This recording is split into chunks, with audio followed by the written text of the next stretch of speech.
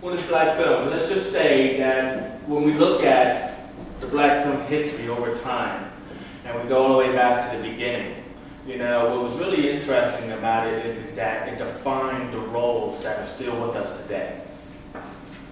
With that being said, we can't look back. When we go back in time, we can't look at it from our sensibilities of today, right? So, there was a lot of use of the N-words, and there was a lot of inferiority that was placed upon people, and there was a lot of attitudes, but they were also indicative of those times, yeah? So as we look back, first of all, in the beginning of film actually started in the 1890s with Thomas Edison, the guy who created the light bulb, yeah?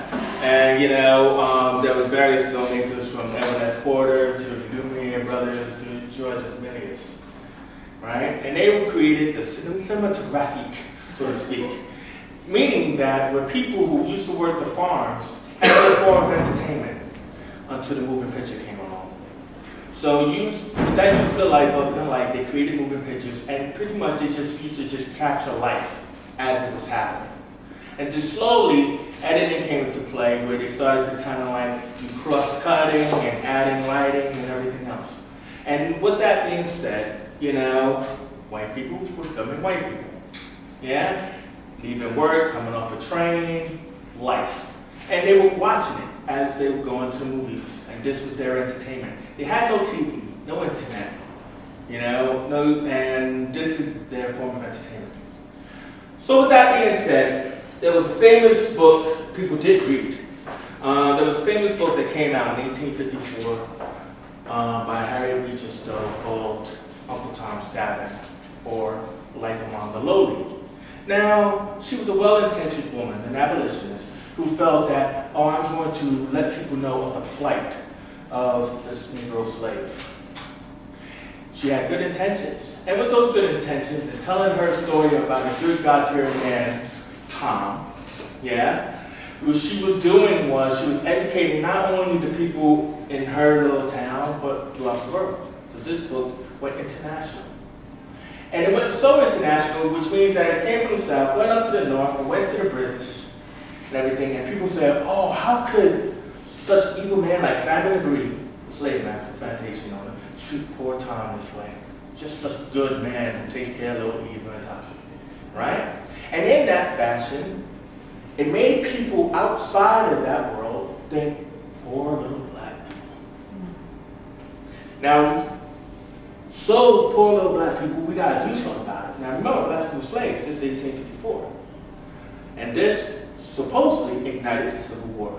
At least that's in the words of Abraham Lincoln. Right? So now the North is fighting for poor little black people down in the South and everything. And this book is just, creating a divide in the nation. I mentioned this book because when film came about, now they got tired of shooting life. Yeah? And they wanted to actually capture, well, we have this book, we have this material, and they made the film Uncle Tom's Cabin, which is one of the films that were made over and over, many adaptations, and from 1906 to 1915. And so what was the good thing about it was, even though white people were playing black people in blackface in the art of what they call minstrelsy, Uncle Tom's Cabin, 1927, made by Robert Daly, right? Yeah, by my notes. Actually hired a black actor, James B. Lowe, to play a black man, to play Uncle Tom. And it was so successful that he was the first black actor in American film. Not only that, he was also the first black actor that was used to promote the film. They sent him to Britain and everything, right? And so now, hey, black people, they're not that lowly, right? They can act. And so blacks started to get into film with Uncle Tom's Cabin.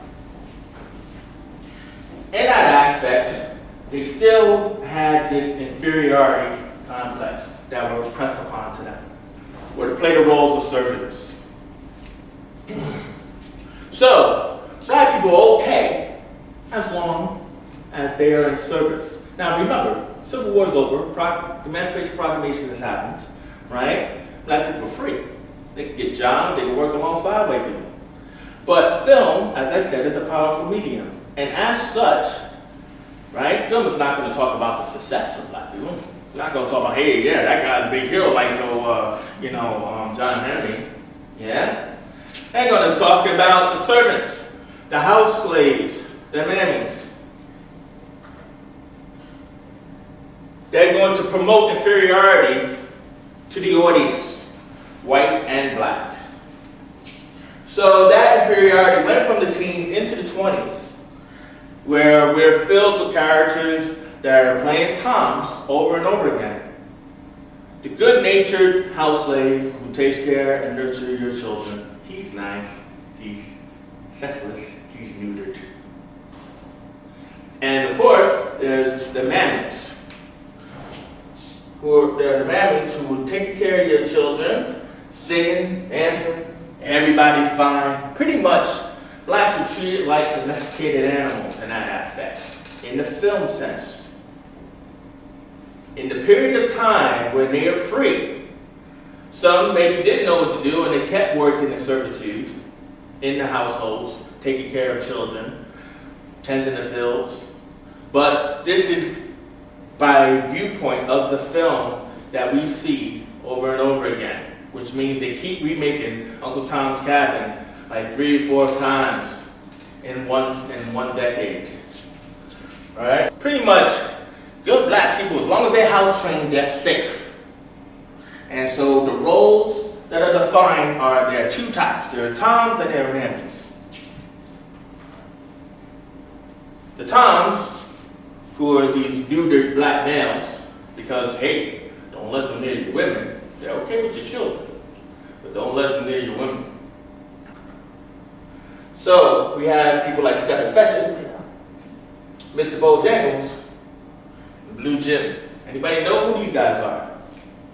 Yeah? Stephen Fetchit was pretty much, well, hey, I don't care, I'll just step and I'll fetch it, right? Slow talking little Tom, as so slow talking to becomes a coon, to become your entertainment, your court gesture.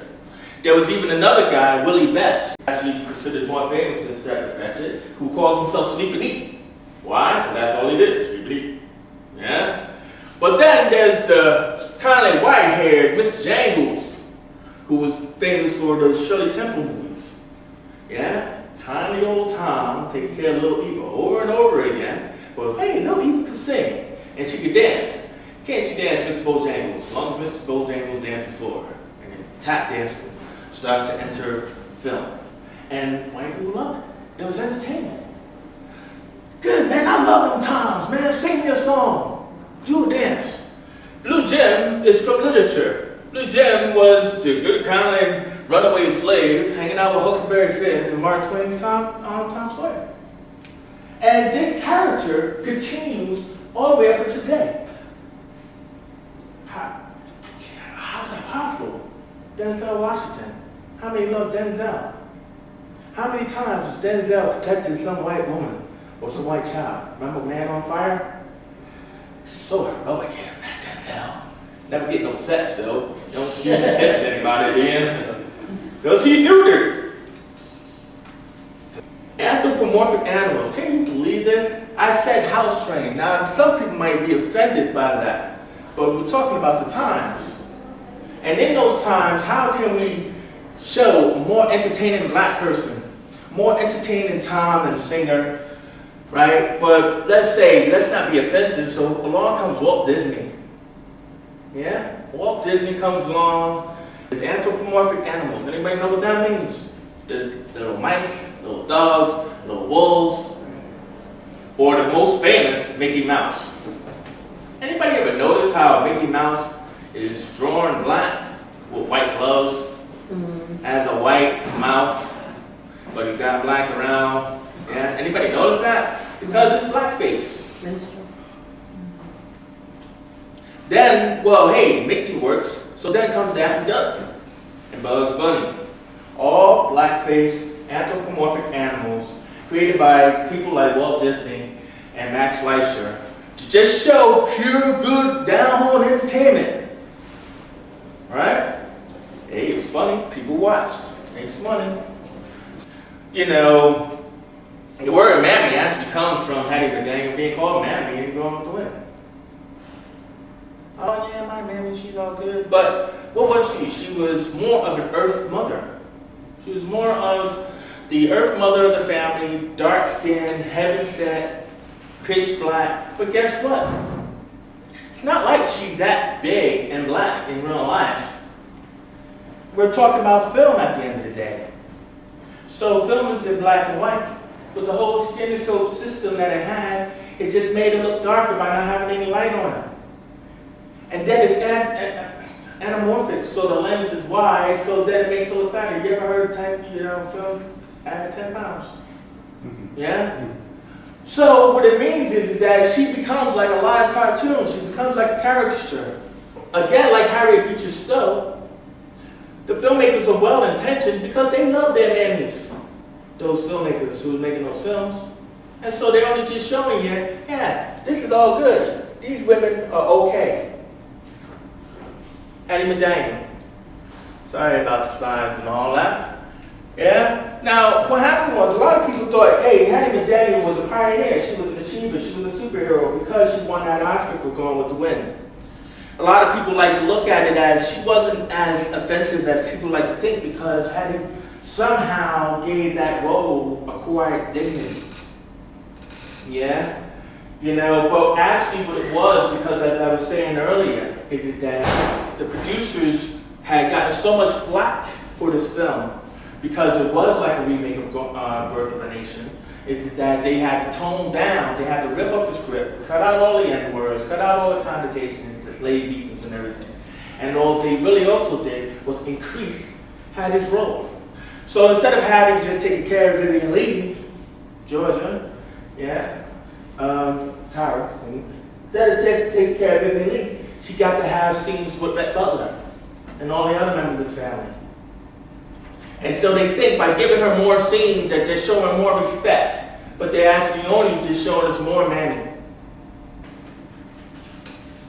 Film's called Justice Priest.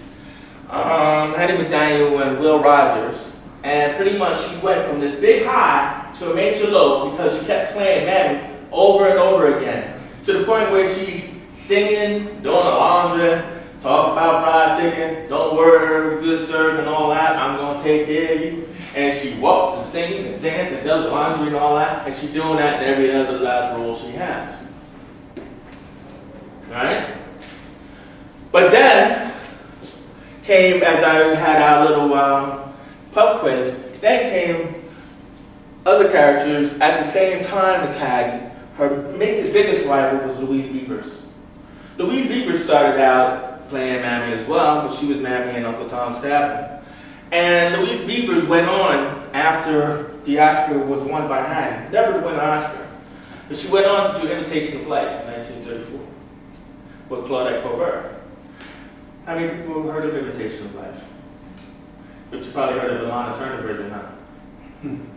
That's the toned down version. Yeah? Louise Beavers is playing Delilah, who is a housemaid for Claudette Colbert, but they're kind of like, living together. So it's a buddy movie, kind of like today's Thelma and Louise terms. And they both have daughters. But her daughter, Viola, is, she's, she's mulatto. And this actually starts the whole trend of this tragic mulatto things. And there's a horrible and heart-wrenching scene where she goes off with the other daughter, and they're supposed to be really the best of friends. And the other daughter gives her a reality check saying, you're black. She said, she goes running in the house and goes, I'm not, and so they're like, what happened? Now what's funny is that Claudette Colbert was just telling Louise Beavers how, hey, yeah, we're working this, they got a cafe together and stuff like that. And they're all great buddies. And then they go, what happened? And so Pierre goes, I'm not black, how dare she say that to me? And then Claudette Colbert goes, Jessica, how could you say that? That's so horrible. She called her black. So now Louise picks her up, she holds her, she's like, oh, it's your fault, you're black. You know, I don't want to be black. And she's like, oh, baby, don't worry. And then the mother's like, you need to apologize. She said, oh, don't make her apologize, it's not her fault. It's the times. It's the 30s. It's the inferiority. She's a God-fearing woman, just like Tom. But she just thinks, hey, this is my place. It's okay. You know what I mean? And the daughter is hating the mother, and she grows up. And she tells the mother, if you see me walking down the street, walk the other side.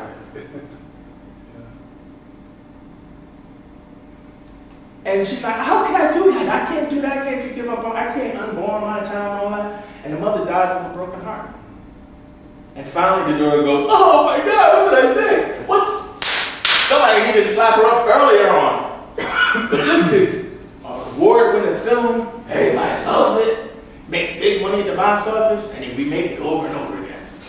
They realized, though, let's take out that scene, though, about, little girl telling her mother how she hates her because she's black. Then there's Ethel Waters, who was a singer, dark-skinned singer, started out with Sammy Davis Jr. and Rufus T. for president. Yeah? Singing songs like In My Blue, as I said, and Black and Blue. And, which was a very powerful song, actually, if anybody actually heard it. The lyrics of Black and Blue. Where it's like, saying something like, being blue, sad, because she's black. And Louis Armstrong took the song and created Rhapsody in Black and Blue, turned it into an instrumental and became a big famous song. Make Broadway plays out of it and all that kind of stuff. And nobody's actually dealing with the lyrics anymore. But actually, Ethel Waters was a fantastic singer. But in her time, she wasn't getting any work. She wasn't a mulatto. So she didn't fulfill that sexy remit or that tragic remit. So she gains all this kind of weight. She becomes a mammy. And she does Eye on a Sparrow. And she, she becomes a famous actress. And then finally bringing us down to the Beulah phenomenon. Anybody ever heard of Beulah? Beulah was like trying its best to keep the mammy alive in the 50s. Yeah? The mammy started, it's like a battle started to happen, which I'm going to go into the next one, but a battle started to happen amongst the women, the black women in Hollywood. The battle of skin. The mulatto, which is kind of like what they call like the lighter skinned women, took on the more sexy, seductive, sultry singing roles, like Lena Horne, Hazel Scott. And the dark-skinned women had nowhere to go. People like Nina Mae McKinney and all that, they had nowhere to go but become mammies, or not to work. So a lot of them didn't work. And so in that battle, the mammies, it was getting harder and harder to play, but then came Beulah, which was a housemaid, not a mammy. It's not use that word anymore, it's the 50s.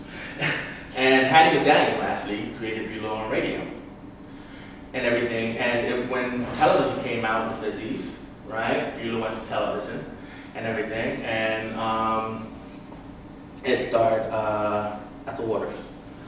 And Ethel Waters in her big mammy state, after a year and a half, Hattie McDaniel wanted her part back.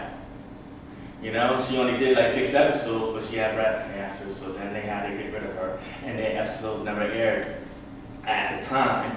So they went into syndication, and then Louise Beavers took over Beulah. And then so she lasted for another season and everything, and it went for like 3 seasons. Now this is big, because this is television. And no black people on television, so Beulah was the first black TV show. About a housemaid taking care of the family. And for the first time, even though I could go on and on about blackface, but I won't, even though white people were playing blacks in minstrel, and blacks were playing whites in films, which means they would get a script for a white person and they would play a black person. Beulah became the first time that they said, hey, this is so successful, I'm sure we can get a white person to do this. Right? Can't get these black women this money. And they create Hazel. If anybody remembers Hazel. I mean, I know there's people my age in this audience. Thank you, brother. I'm sure my age, right? No, that's all right. That's okay, man. You're good. That's why I call it the Beulah phenomenon. Because actually, those three women who, you know, haven't even heard of, except for Hattie because she got the Oscar. These women worked for 50 years in film. They were the top actresses in film for 50 years. And that's how they ended up in the same TV show, playing the same character, fighting for the same bit of bread, and dying unremembered. I wanted to say Hazel was very popular. Of course she was. At the time. Very, very. Yeah, but Hazel was Beulah. Right.